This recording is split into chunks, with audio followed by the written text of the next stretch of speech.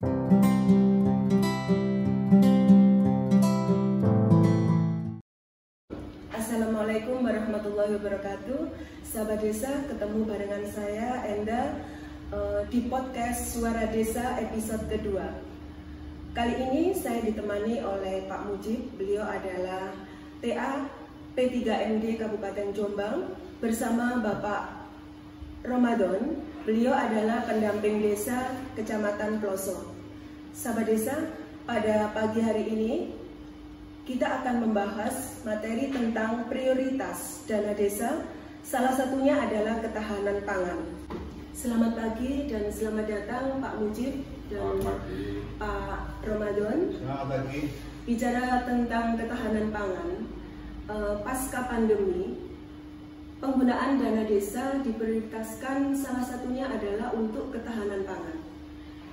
Kepada Bapak Mujib, adakah kebijakan tentang penggunaan dana desa di ketahanan pangan di desa?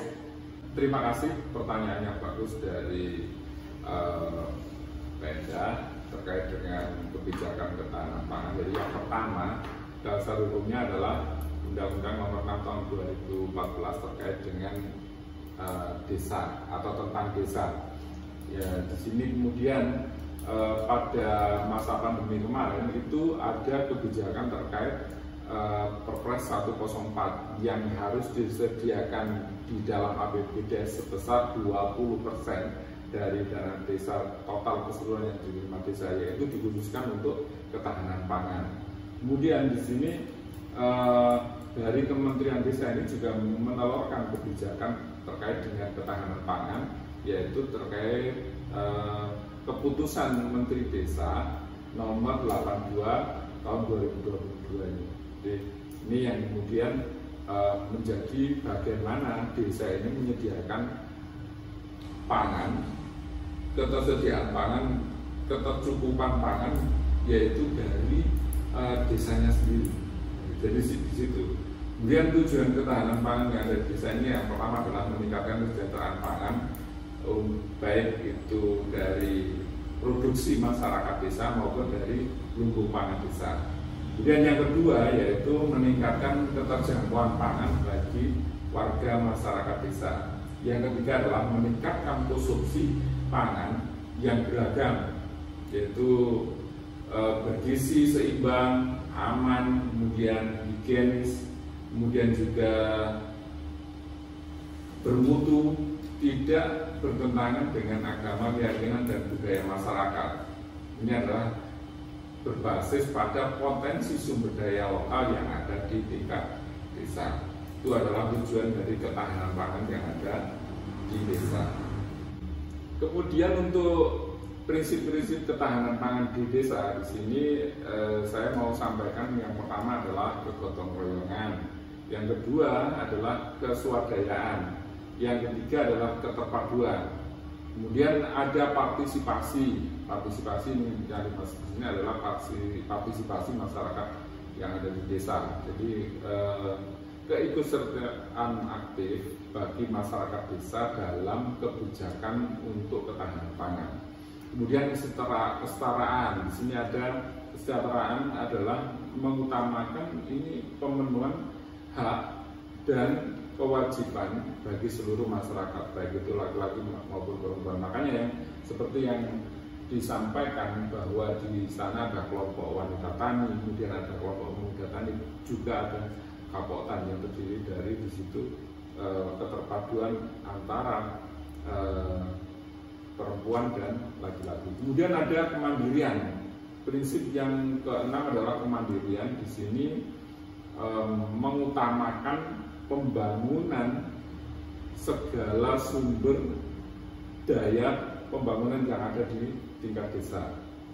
Di sini adalah bagaimana desa itu membangun dengan pemenuhan material yang itu juga ketercukupannya itu terpenuhi dari desa itu sendiri.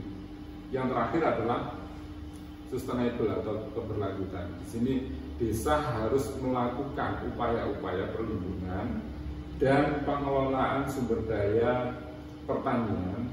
Jadi untuk pertanian, perkebunan, dan kehutanan di sini yang akan mendukung bagaimana ketahanan pangan desa ini bisa berlangsung secara berkelanjutan dari tahun ke tahun.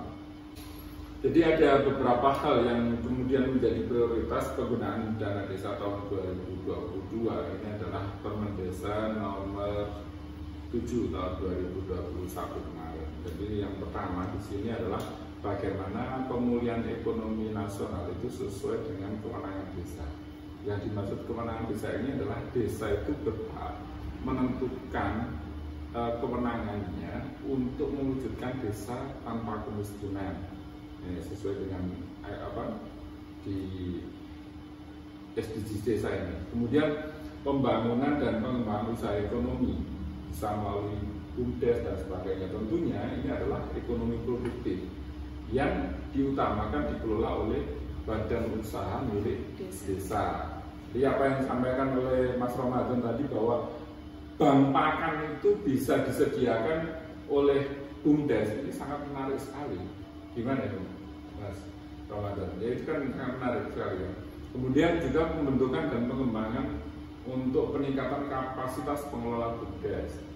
Tidak hanya pengelola BUMDes saja, tetapi di sini adalah bagaimana ini juga melakukan peningkatan kapasitas untuk kelompok-kelompok tani. Bagaimana cara membuat pakan, bagaimana cara distribusi pakan dan sebagainya. Jadi pemenuhan ketercukupan pakan ternak yang ada di desa itu sudah dicukupi oleh masyarakat desa sendiri. Dan ini adalah tujuannya untuk memperkuat ketahanan pangan bidang hewani.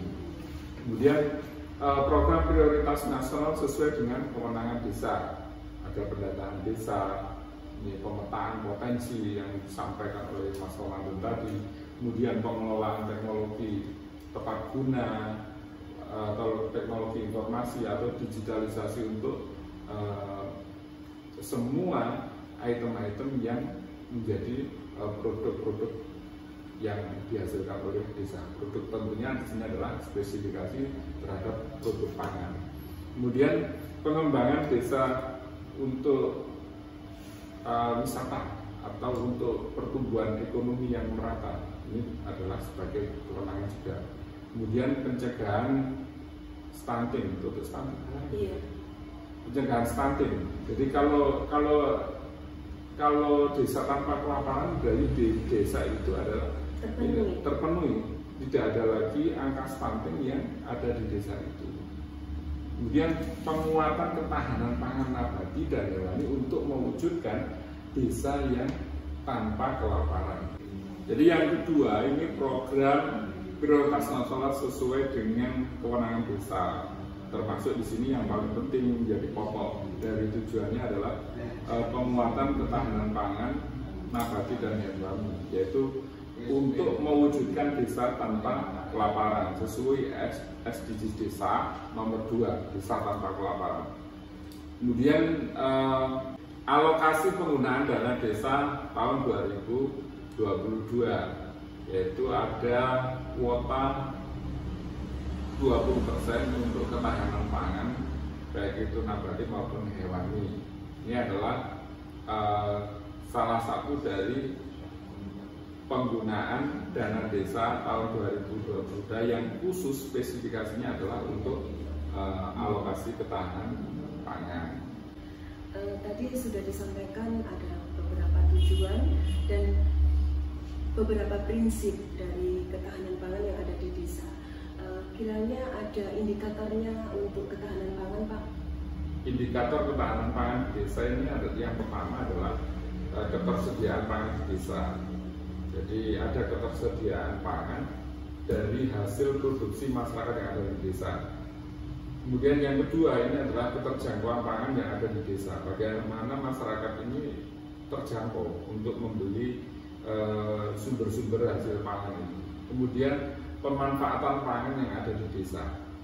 Ini adalah indikator yang ketiga.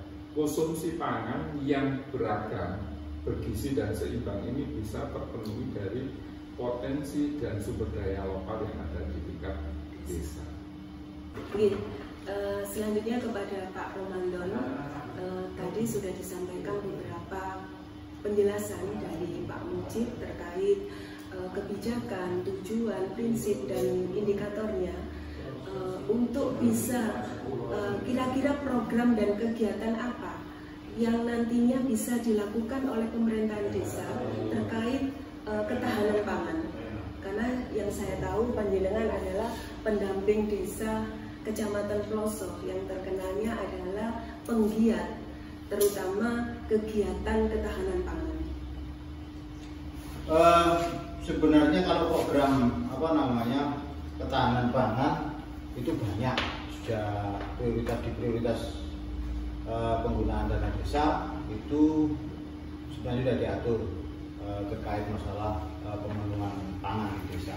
Ada beberapa strategi sebenarnya.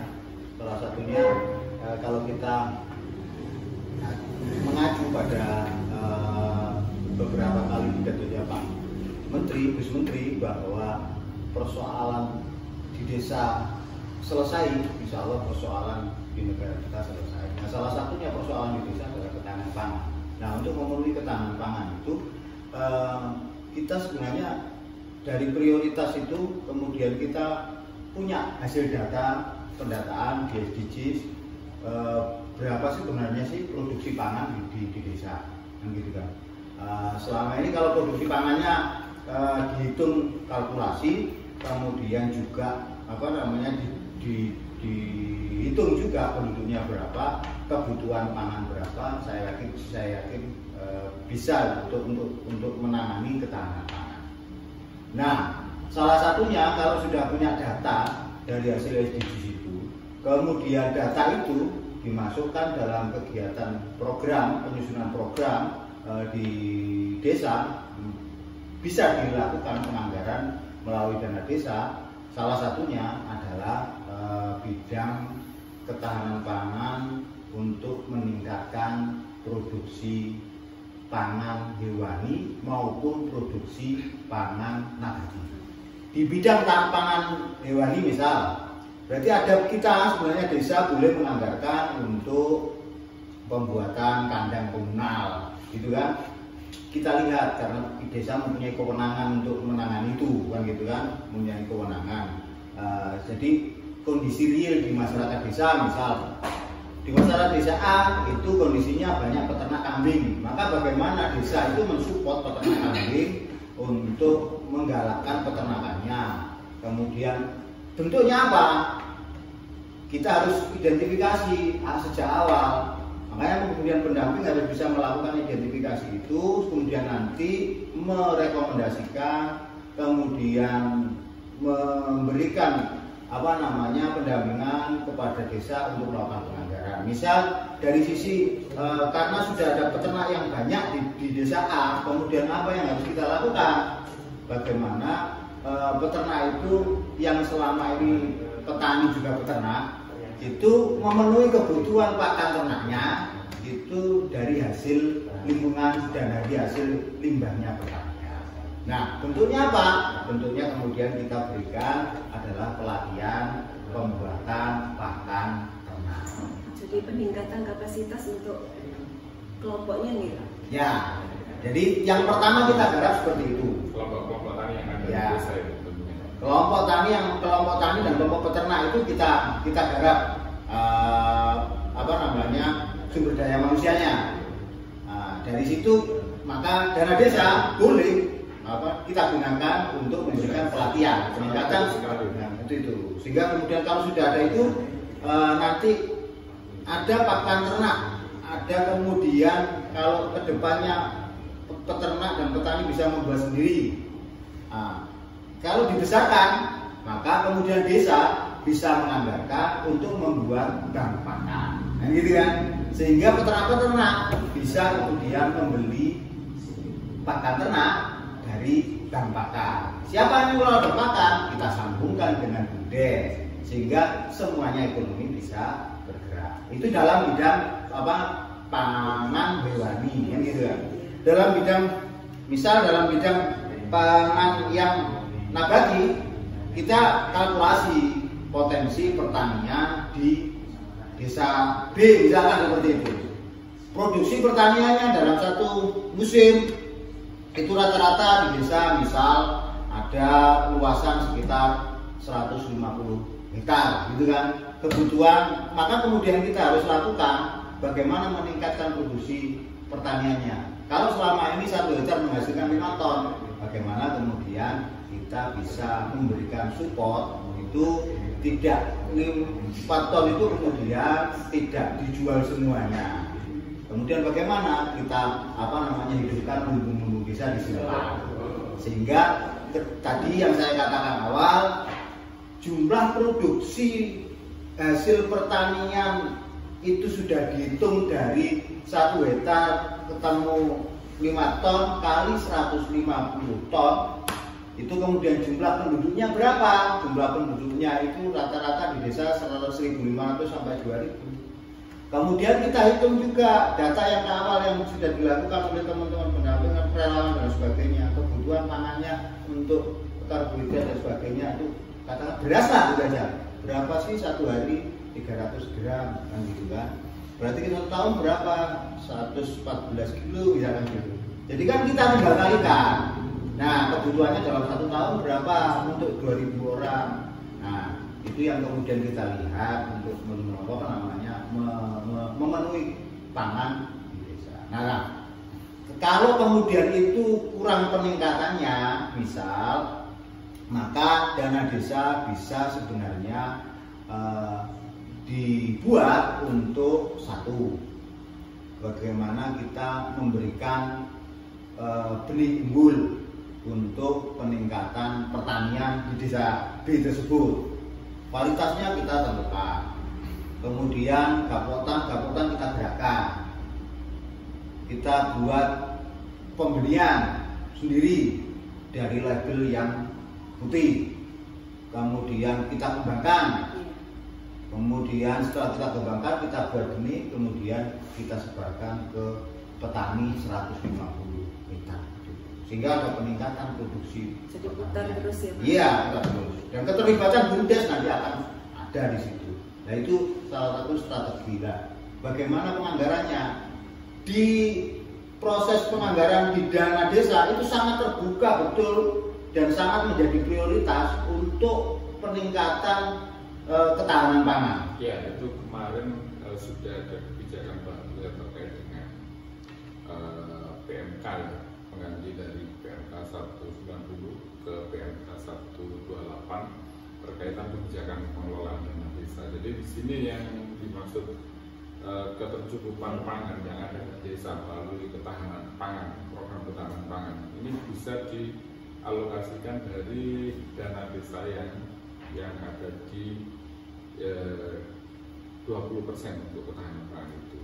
Terus kemudian di sana juga disebutkan bahwa pada saat pandemi mulai reda ini ada beberapa item yang bisa dirubah, termasuk PPKM 8% yang kemarin sudah saya jelaskan terkait dengan zonasi ya.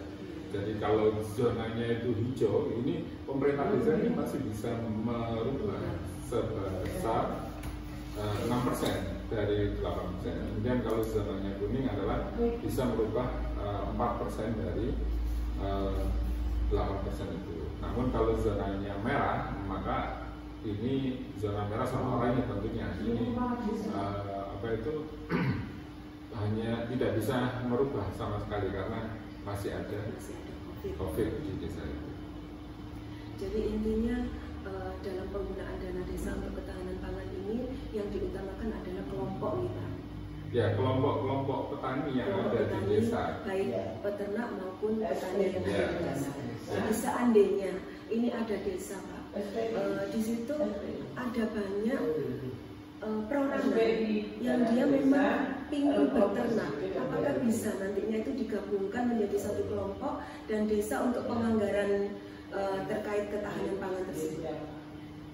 Ya, itu bisa ya. Jadi ada beberapa desa kemarin di Kecamatan Megalu yang membuat program peternakan yang itu berbasis rumah tangga, namun tetap kelompok. Tapi kalau penyaluran pribadi itu kan basisnya tetap kelompok. Meskipun di situ satu kelompok itu ada 10 sampai 15 orang. Jadi ini ya mengacu dari keputusan Menteri Desa nomor 82 tahun 2022 bahwa di sini tentang pedoman ketahanan pangan yang ada di desa. Jadi untuk mewujudkan ketercukupan pangan bagi seluruh warga desa, maka di sini pencapaian kemandirian pangan yang ada di desa itulah yang kemudian yang diutamakan, sehingga kemudian memastikan bahwa desa itu terlepas dari kerawanan pangan. Seperti yang disampaikan oleh Mas Romanto tadi, bahwa di sana pemerintah desa sudah mulai mengembangkan bagaimana caranya bahwa desa ini kuat ketahanan pangannya, sehingga kemudian untuk pengalokasian dana desa atau penggunaan dana desa untuk ketahanan pangan baik itu nabati maupun hewani yang ada di desa ini diupayakan menjadi prioritas untuk menangani pemulihan ekonomi pasca pandemi. Mungkin itu yang perlu saya sampaikan. Untuk Pak Ramadan tadi sudah menyampaikan beberapa macam-macam dari ketahanan pangan, ada yang ketahanan pangan nabati dan hewani. Terus bagaimana cara pemerintah desa itu menggunakan anggaran APBDes itu untuk ketahanan pangan? Jadi tahapan-tahapan apa yang harus dilalui? Dalam proses penganggaran itu kan kita diwajibkan dalam penyusunan mulai dari RKP, kita diwajibkan mengundang seluruh kelompok, gitu kan? Seluruh kelompok yang itu ada kelompok perempuan, kelompok UMKM, termasuk juga di situ adalah kelompok petani, yakni kelompok poktan maupun gapoktan. Nah, di forum itu juga ada proses usulan. Nah, ketika proses usulan itu teman-teman mengidentifikasi masalah, mengidentifikasi kebutuhan, itu yang kemudian diusulkan dalam RKP. Nah, kebutuhannya sebenarnya apa? Nah, kemudian ketika kebutuhannya itu sesuai, maka terutama yang pada bidang pangan, kalau pertanian, poktan, gapoktan, maka itu yang kemudian diusulkan. Dan di situ sekali lagi di dana desa itu sangat memberikan kelonggaran dan prioritas untuk ketahanan pangan ini. Makanya kemudian kalau kita selaku pendamping selalu memberikan support, selalu memberikan arahan, sebenarnya ini boleh dianggarkan, sangat mengusulkan gitu. Makanya kemudian kalau mereka keterlibatan mereka aktif, ya mereka kemudian bisa. Nah, kalau kemudian ini persoalannya di masyarakat banyak yang teman-teman itu satu gapoktannya kurang aktif, nah, gitu kan. Nah, sehingga kemudian proses penganggarannya tidak maksimal. Ya, itu kembali lagi pada proses identifikasi bagaimana pendekatan terhadap kelompok tani dan sebagainya, kelompok muda, kelompok wanita dan sebagainya yang ada di desa. Sehingga kemudian ini sangat penting peran pendamping dalam fasilitasi maupun mendamping. Berarti intinya di dalam penggunaan APBDes itu harus melalui musdes dulu ya Pak, dan harus disetujui oleh masyarakat warga setempat. Iya, artinya kalau sekali lagi kalau kemudian para kelompok ini kemudian tidak mengusulkan, ya secara otomatis desa tidak mengetahui kepentingan apa yang diinginkan oleh masyarakat atau kelompoknya. Nah, yang mengetahui kebutuhan itu kan kelompok, termasuk kelompok peternak, termasuk kelompok petani maupun gabungan kelompok tani. Gabungan kelompok tani itu ada di desa. Nah, poktan itu ada di masing-masing dusun. Nah, yang tahu kondisi real itu masing-masing dusun. Nah, ini luasannya 30 hektar, ini luasannya 20 hektar, kebutuhannya ini. Oh, tadi kalau kebijakan pemerintah sekarang apalagi dari sisi ketahanan pangannya, dari sisi peningkatan atau peningkatan produksi, maka kemudian apa yang harus kita lakukan? Kelompok tani harus tahu. Dari sisi yang lain adalah di kebijakan Pak Menteri itu memberikan kelonggaran, salah satunya juga untuk distribusi dan untuk infrastruktur. Jadi boleh sebenarnya, boleh untuk pembangunan irigasi boleh, pembangunan jalan boleh, tapi jangan hanya itu menurut saya. Nah, sebagai dana desa tidak hanya digunakan untuk pembangunan jalan Jalan tani, tidak hanya itu, tetapi peningkatan produksi ini lebih penting. Iya, karena setahu saya Pak, untuk ketahanan pangan itu yang saat ini masih ada di desa itu yang diutamakan itu hanya mungkin pahamnya dari pemerintahan desa atau gimana nggih. Itu seringnya itu masih dalam penggunaannya itu jalan usaha tani. Jadi untuk mengangkat nggih. Jadi untuk mengangkat kelompok-kelompoknya itu masih belum tersentuh seperti yang disampaikan oleh Pak Ramadan. Kalau kita kupas dari Kemendesaan 82 terkait dengan pedoman untuk pengelolaan ketahanan pangan yang ada di desa ini, sebetulnya lebih spesifik bagaimana desa itu tercukupi pangan yang ada di desa, sehingga seluruh warga ini bisa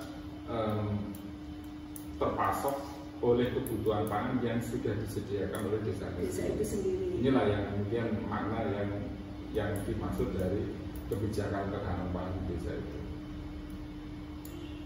Sebagai penutup, apa yang disampaikan tadi untuk memenuhi apa yang ada, yakni ketersediaan pangan di desa, maka sekali lagi data yang perlu dimiliki oleh desa termasuk kebutuhan pangannya di desa.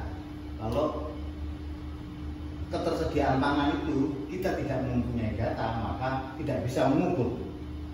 Artinya data baik data penduduk, kemudian data kebutuhan pangan, berapa kebutuhannya per orang per hari, sama hitung 1 tahun, kemudian hasil produksi tinggal dikurangi kan gitu kan, maka itu ada. Nah kelebihannya kita harapkan bisa disimpan di lumbung, kita bisa menghidupkan lumbung-lumbung. Nah, masing-masing desa saya yakin banyak yang masih memiliki lumbung. Kebetulan di Pelosok itu banyak juga lumbung-lumbung itu. Nah yang kedua, untuk memenuhi itu semuanya setelah data itu, ke depan sekali lagi penting memahamkan kelompok-kelompok ini untuk mengusulkan bagaimana produksi pangan baik hewani maupun nabati itu bisa teranggarkan di desa. Karena sekali lagi sering saya katakan dana desa boleh dan sangat boleh untuk digunakan itu. Karena ini masalah tidak hanya masalah desa, masalah nasional. Bahkan sekarang itu membuat tidak hanya masalah nasional, masalah internasional. Makanya kalau masalah desa selesai dengan proses penganggarannya untuk peningkatannya ada, kemudian nanti produksinya pada tahun musim tanam pertama, musim tanam kedua meningkat, itu saya yakin masalah pangan di negara kita bisa selesai, dan itu kita mulai dari desa. Mungkin itu yang perlu kita pahamkan bersama, baik oleh pendamping, kepada pemerintahan desa, kepada kelompok, untuk betul-betul memanfaatkan dana desa untuk peningkatan produksi pangan masyarakat. Oke sahabat desa, tadi sudah banyak disampaikan oleh Pak Ramadan dan Pak Mujib, yang intinya kekuatan ketahanan pangan itu benar-benar diperhatikan oleh pemerintah desa. Dan di samping untuk tercapainya kekuatan ketahanan pangan itu, antara pemerintahan desa dengan kelompok tani dan kelompok hewan, itu peternak, itu harus bersinergi. Jadi agar keinginan terpenuhinya ketahanan pangan itu tercapai. Akhir kata, saya Enda, Pak Mujib dan Pak Ramadan mohon pamit. Terima kasih. Wassalamualaikum warahmatullahi wabarakatuh. Suara Desa, Desa Bisa.